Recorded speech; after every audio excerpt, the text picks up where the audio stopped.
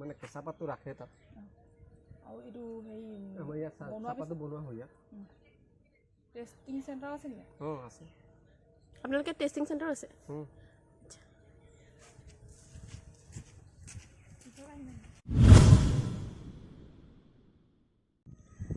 নমস্কাৰ and welcome back to another new episode of story teller Mithu আজি আমাৰ planning আছিলে নাগালেণ্ডলৈ যোৱাৰ কিন্তু নাগালেণ্ডত যিহেতু ইলেকশ্যনৰ সময় গতিকে অকণমান যাবলৈ কিছু অসুবিধা আছে কিছু ফৰ্মেলিটিজৰ কথা আছে গতিকে আমি এটা অন্য জেগালৈ গুচি আহিলোঁ ঠিক নাগালেণ্ডৰ ওচৰতে আমগুৰি হৈ আমি আজি গৈ আছোঁ বৰবাম টি এষ্টেটলৈ তাৰ নেচাৰেল বিউটি খুব ধুনীয়া আৰু এতিয়া আমি ইতিমধ্যে আহি পেলাই আমগুৰিৰ পৰা অলপ দূৰ সোমাই আহিলোঁ আৰু এয়া আমি টি এষ্টেট কিছুমান টি এষ্টেট অলৰেডি আমি পাৰ হ'লোহি আৰু হালৱাটিং টি এষ্টেট আমি অলৰেডি পাৰ হৈ আহিছোঁ আৰু বৰবাম টি এষ্টেটৰ ফালে আমি গৈ আছোঁ আপোনালোকক দেখুৱাই যাম ইয়াৰ নেচাৰেল বিউটি ইমান ধুনীয়া পৰিৱেশ চাই থাকক আমাৰ সৈতে বৰবাম টি এষ্টেটৰ পৰিৱেশ আৰু লগতে তাৰ আশে পাশে আমি যিমানবিলাক ধুনীয়া জেগা দেখিবলৈ পাওঁ আপোনালোকক দেখুৱাই যাম আৰু আমি নিজে এক্সপ্ল'ৰ কৰি যাম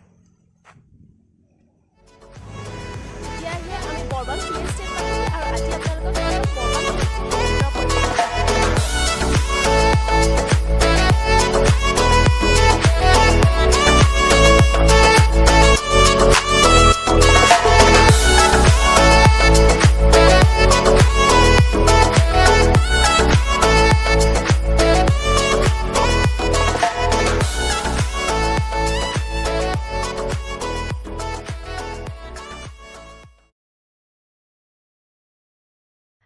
আপোনালোকক আমি দেখুৱালে যে ইতিমধ্যে আহি আমি বৰবাম টি এষ্টেট পাইছোঁহি এই টি এষ্টেটখন 1865 চনত 1865ত স্থাপন কৰা হৈছিলে ব্ৰিটিছসকলৰ দিনতে এখন টি গাৰ্ডেন বনোৱা হৈছিলে আৰু ইয়াৰ পৰিৱেশটো খুব ধুনীয়া আৰু যথেষ্ট ডাঙৰ এখন টি গাৰ্ডেন ইয়াৰ পৰা অৰ্গেনিক টিৰ লগতে অৰ্থডক্স তথা সকলো ধৰণৰ টি ইয়াৰ পৰা ভাৰতবৰ্ষই নহয় ৱৰ্ল্ডৰ বিভিন্ন স্থানলৈ ইয়াৰ পৰা পঠোৱা হয় ইয়াৰ টি কোৱালিটি খুব হাই হয় আপোনালোকক ইয়াৰ ভিতৰলৈ আমি আজি নাযাওঁ তেনেকুৱা আমি কোনো পাৰ্মিশ্যন লোৱা নাই ভিতৰলৈ যাবৰ কাৰণে পাৰ্মিশ্যনৰ দৰকাৰ আছে কিন্তু আমি আজি পাৰ্মিশ্যন নোলোৱাকৈ ছাডেনলি যিহেতু আহিলোঁ গতিকে ভিতৰলৈ আজি আমি নাযাওঁ ফেক্টৰী চাবৰ কাৰণে ইয়াৰ আমি চাৰিওকাষৰ পৰিৱেশটো আপোনালোকক দেখুৱাম আৰু খুব ধুনীয়া এখন টি এষ্টেট আৰু অসমৰ ভিতৰতে নাম থকা এখন টি এষ্টেট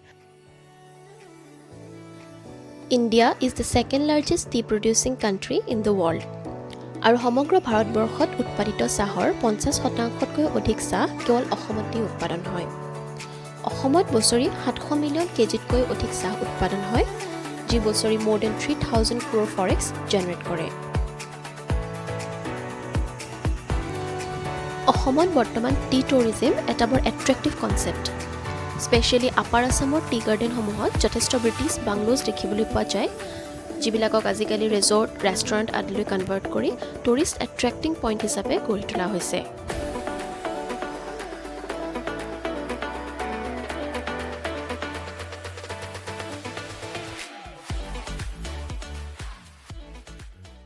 আজি এই ছাডেনলি বৰবাম টি এষ্টেট ভিজিট কৰিবলৈ অহাৰ এই সমগ্ৰ ট্ৰিপটোৱে আচলতে কমপ্লিটলি আনপ্লেণ্ড আছিলে কিন্তু খুব এটা ধুনীয়া মানে খুব মজা ফিলিং এটা হৈছে আমাৰ খুব ভাল লাগিছে ভণ্টিহঁতো আহিছে চবেই খুব এনজয় কৰিছে ফটোগ্ৰাফী কৰিছে ইয়াৰ ফটোখিনি আপোনালোকক মই দেখাম পাছত ইয়াৰ লগত মই এড কৰি দিম এইখিনি মানে ইমান ধুনীয়া এটা এনভাইৰনমেণ্ট আমাৰ আশে পাশে আছে উইকেণ্ড গেটৱেজৰ কাৰণে ইমান এটা ধুনীয়া এনভাইৰনমেণ্ট তেওঁলোকে গঢ়ি তুলিছে তেওঁলোকে টুৰিষ্টৰ কাৰণে একজেক্টলি এখন অ'পেন নহয় কিন্তু ওচৰ চুবুৰীয়া বা যিসকল মানুহে জানে ইয়াৰ বিউটিটোৰ বিষয়ে তেওঁলোকে আহে ইয়াতে ফটোগ্ৰাফিং কৰে তথা তেওঁলোকে এইখিনি এনজয় কৰে বিউটিটো আৰু বহা মেলা বা তেনেকুৱা বিশেষ সুবিধা তেওঁলোকে ৰখা নাই কিন্তু ইনষ্টেণ্টলি আপোনালোকে আহিব পাৰে আজি আমি একচুৱেলি নাগালেণ্ড যোৱাৰ যিটো প্লেনিঙত আছিলোঁ তাৰ মাজৰে এইটো এটা প্লেন আচলতে নাগালেণ্ড যিহেতু আমাৰ যোৱা নহ'ল তেওঁলোকৰ ইলেকশ্যন প্ৰচেছবিলাকৰ কাৰণে গতিকে আমি ইনষ্টেণ্টলি অন দ্য ৱেজ পাই যোৱা এইটো এটা ধুনীয়া স্পটত আমি ৰৈ দিলোঁ আৰু খুব ভাল লাগিলে আমি বিৰাট এনজয় কৰিলোঁ আচলতে আৰু ইমান ধুনীয়া পৰিৱেশ এটা আহিবলৈ পাই পেলাই কোনে আৰু ৰৈ থাকিব নহয় জানো গতিকে আৰু ভাবিলোঁ যে আপোনালোককো দেখুৱাওঁ যদি আপোনালোকে শিৱসাগৰে হয় তেতিয়াতো আপোনালোকে জানেই এইবিলাক এৰিয়াৰ কথা যদি আপুনি শিৱসাগৰৰ নহয় অসমৰ বেলেগ ঠাইৰ হয় তেতিয়াহ'লে কেতিয়াবা যদি শিৱসাগৰ আহে বা আমগুৰিলৈ আহে আপোনালোকে ট্ৰাই কৰি চাব পাৰে এখন টি এষ্টেট মানে ইয়াতে ইয়াৰ বিউটিটো আপোনালোকে এনজয় কৰিবলৈ আহিব পাৰে আৰু এতিয়া খুব এটা ধুনীয়া ছিজন আচলতে আৰু অলপ দিনৰ পিছত আৰু বেছি গ্ৰীণ হৈ যাব যেতিয়া বৰষুণ আৰু বেছি হ'ব তেতিয়া সমগ্ৰ এৰিয়াটো আৰু বেছি গ্ৰীণ হৈ যাব আৰু তেতিয়া আৰু ভাল লাগিব চাই পেলাই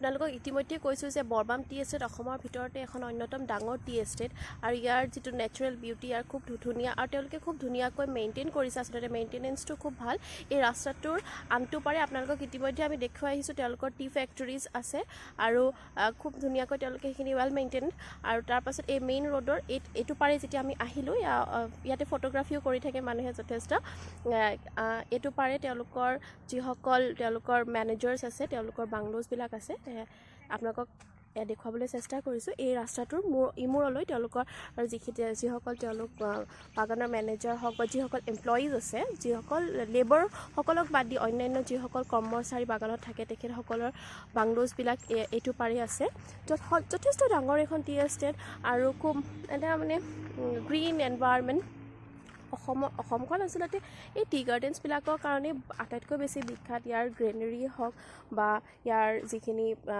প্ৰডাকশ্যন হওক সকলোখিনি আচলতে অসমৰ মেইন এট্ৰেকশ্যন পইণ্ট হয় ৱৰ্ল্ডৰ কাৰণে আৰু সেইখিনি আচলতে আমি যিহেতু অসমীয়া হয় আৰু এইবিলাকৰ মাজতে যিহেতু আমি ডাঙৰ দীঘল হৈছোঁ সেইকাৰণে আমি খুব কম ফিল কৰোঁ আচলতে যিসকল বিদেশীসকল আমাৰ ইয়ালৈ আহে বা ভাৰতবৰ্ষৰ বিভিন্ন ঠাইৰ পৰা যিসকল পৰ্যটক আমাৰ ইয়ালৈ আহে তেওঁলোকৰ মেইন এট্ৰেকশ্যন পইণ্টেই আচলতে এই টি গাৰ্ডেন্সসমূহ হয় আৰু কেতিয়াবা আমি নিজেও আচলতে ইমান ধুনীয়া বিউটিৰ মাজত যে আমি থাকোঁ আমি উপলব্ধি কৰিব নোৱাৰোঁ কিন্তু ছাডেনলি যেতিয়া আমি চাবলৈ আহোঁ তেতিয়া আমি নিজে আচলতে খুব আচৰিত হৈ যাওঁ যে ইমান ধুনীয়া আমাৰ নিজৰ ঠাইখন আমি অন্য ঠাইত আচলতে বিউটি বিচাৰি যোৱাৰ প্ৰয়োজনেই নাই ইনষ্টেণ্ট উই কেন গেট এৱেজৰ কাৰণে আমাৰ নিজৰ এইবিলাক ধুনীয়া ধুনীয়া ঠাই যথেষ্ট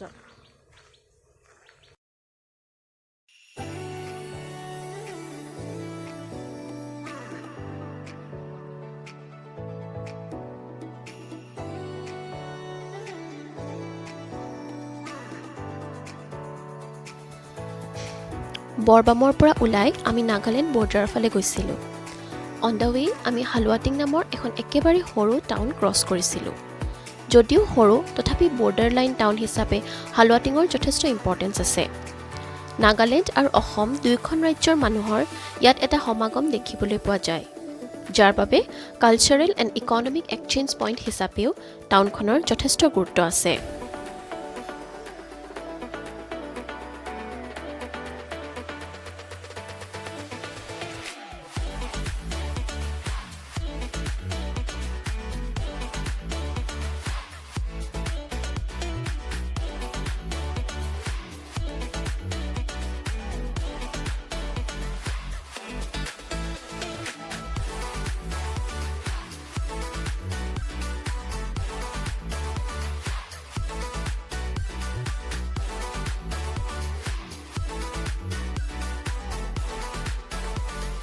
বৰ্ডাৰৰ পৰা উভতি গুচি আহিলোঁ আপোনালোকে গমেই পালে আজি আমি নাগালেণ্ডত সোমাব নোৱাৰিলোঁ সেইকাৰণে এতিয়া আমি যাম এইফালে গৈ পোনে পোনে গৈ থাকিম গৈ আমি আহোম ব্ৰিজ চাবৰ কাৰণে যাম আৰু আপোনালোকক লগতে দেখুৱাম আমগুৰি টি এষ্টেটত এতিয়া ৱাটাৰিং হৈ আছে তেওঁলোকে কেনেকৈ টি গাৰ্ডেনত ৱাটাৰিং কৰে সেইটো আপোনালোকক ধুনীয়াকৈ দেখুৱাই থাকিম চাই থাকক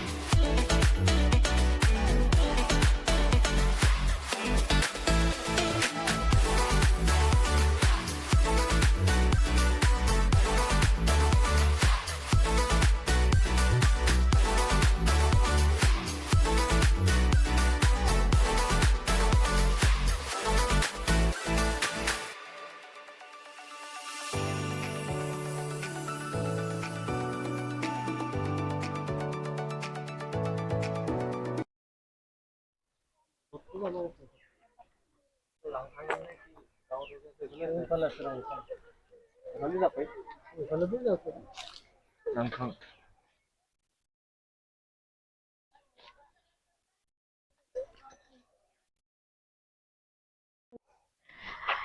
আহি আমি পালোহি আহোম ব্ৰিজ। এই আপোনালোকে মোৰ পাছফালে এখন দেখিবলৈ পাইছে আহোম ব্ৰিজ। ব্ৰিজখনৰ নামটো আহোম ব্ৰিজ কিয় হ'ল আমি নাজানো, কিন্তু 1968 ইয়াত লিখা আছে। ইতিমধ্যে আপোনালোকক আমি দেখুৱাম। 1968 এই ব্ৰিজখন বনোৱা হৈছিল। কলকাতাৰ ব্ৰেইথৱেইট এণ্ড কোম্পানীৰ দ্বাৰা এই ব্ৰিজখন বনোৱা হৈছিল আৰু 204 ফুট দীঘল এই ব্ৰিজখন। আমি পাৰ হৈ যাম আৰু সিটো পাৰে কি আছে আমি আপোনালোকক দেখুৱাই থাকিম।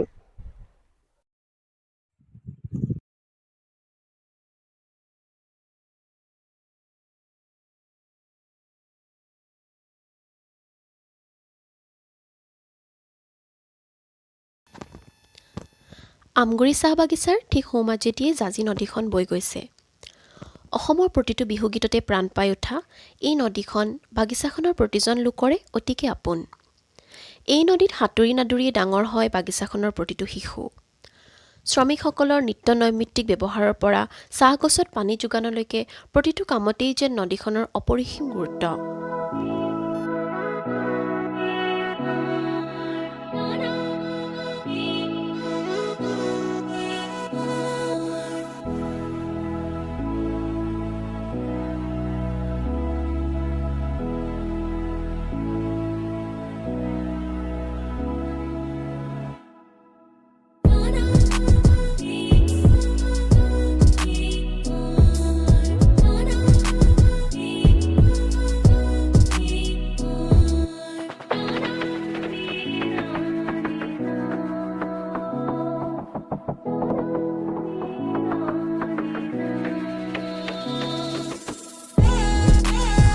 এয়া আমি তিৰু ডিভিজনৰ ফালে সোমাই আহিছোঁ আমগুৰি টি এষ্টেটৰ। আমগুৰি টি এষ্টেটৰ এই পাৰ্টিকুলাৰ পাৰ্টটো আচলতে অকণমান বেছি পাহাৰীয়া। ইয়াতে আপোনালোকে দেখিবই টিলা টাইপত তেওঁলোকে ইয়াতে চাহ খেতিখিনি হয়। যিহেতু নাগালেণ্ডৰ পাহাৰৰ একেবাৰে ওচৰতে নগা পাহাৰৰ, গতিকে ইয়াতে যথেষ্ট এটা পাহাৰীয়া ফিল আছে আচলতে এই পাৰ্টিকুলাৰ ডিভিজনটোত। আৰু আমি দেখুৱাম ভিতৰলৈ সোমাই গৈ থাকিলে আপোনালোকে আৰু ধুনীয়া ধুনীয়া দৃশ্য কিছুমান দেখিবলৈ পাব। আচলতে চাহ বাগান বুলি কোৱাৰ লগে লগে সেউজীয়াৰ মাজত প্ৰকৃতিৰ এটা বিনন্দীয়া ৰূপ আমি দেখিবলৈ পাওঁ। আৰু বলক চাই থাকোঁ এই ধুনীয়া ডিভিজনটো আমি এনজয় কৰোঁ। আৰু যিমান দূৰলৈকে আপোনালোকে চাই থাকিব অকল সেউজীয়া দেখিব, অকল টি গাৰ্ডেন দেখিব। ইমান ভাল লাগিছে চাই, থাকি যাওঁ লাগিছে ইয়াতে ফিল্ডটো। মানে এবাৰ গুচি যে যাম অলপ দেৰি পিছতে কথা ভাবিবই পৰা নাই। আজি যিহেতু দেওবাৰ, গতিকে লেবাৰবিলাকৰ আজি অফ হয়, ইয়াতে কাম চাম কৰি থকা নাই। একদম শান্তশিষ্ট এটা পৰিৱেশ। 2-এজন আহি আছে, আমি দেখুৱাম আপোনালোকক। কিবা কিবি খৰি চৰি কালেক্ট কৰি তেওঁলোকে আহিছে। তেওঁলোকৰ একচুৱেলি যিটো ডে টু ডে লাইফ, সেইটো আচলতে খুব এটা ফেশ্বনেটিং, খুব কালাৰফুল এটা লাইফ। যথেষ্ট কষ্ট কৰে টি গাৰ্ডেনৰ যিসকল লেবাৰ, ব্ৰিটিছসকলে আচলতে ভাৰতবৰ্ষৰ বিভিন্ন স্থানৰ পৰা আহি পেলাই অসমত আহি তেওঁলোকক প্ৰতিষ্ঠা কৰোৱাইছিলেহি। খুব কষ্ট কৰে এই পাৰ্টিকুলাৰ ট্ৰাইবৰ মানুহখিনিয়ে, কিন্তু সেই অনুযায়ী তেওঁলোকৰ লাইফটো খুব কালাৰফুল। এয়া চাওক, মোৰ বেক চাইডেদি তেওঁলোকে খৰি লৈ গৈ আছে। তেওঁলোকে ভালে কৰি জুই চুই জ্বলাই তেওঁলোকে হয়তো সেইখিনি তেওঁলোকৰ নৈমিত্তিক যিখিনি দিন ৰন্ধা বঢ়া সেইবিলাক কামত ব্যৱহাৰ কৰিব। আৰু একদম কুল এটা শান্ত পৰিৱেশ, হুলস্থুল কৰাৰ ইয়াতে কোনো কথা নাই। বিৰাট ভাল লগা এটা পৰিৱেশ। ইমান ভাল লাগিছে আজি দিনটো, একদম ৰিফ্ৰেছড ফিল কৰিছোঁ আমি। গোটেই সপ্তাহটোলৈ একদম এনাৰ্জি গোটাই লৈছোঁ গ্ৰীনাৰীৰ মাজত, একদম ফুল্লি ৰিফ্ৰেছড। আপোনালোকৰ চাগে বহুত ভাল লাগিছে নহয় ভিডিঅ'টো চাই থাকি? ইমান গ্ৰীণ চাই থাকি কাৰ ভাল নালাগিব কওকচোন? চাহ বাগানৰ মাজত এটা ধুনীয়া দিন কটাই আজি আমি ওলাই আহিলোঁ। আৰু ভিডিঅ'টো যদি ভাল লাগিলে তেতিয়াহ'লে লাইক কৰি দিব, শ্বেয়াৰ কৰি দিব আৰু চেনেলটো ছাবস্ক্ৰাইব কৰি দিব। ধন্যবাদ।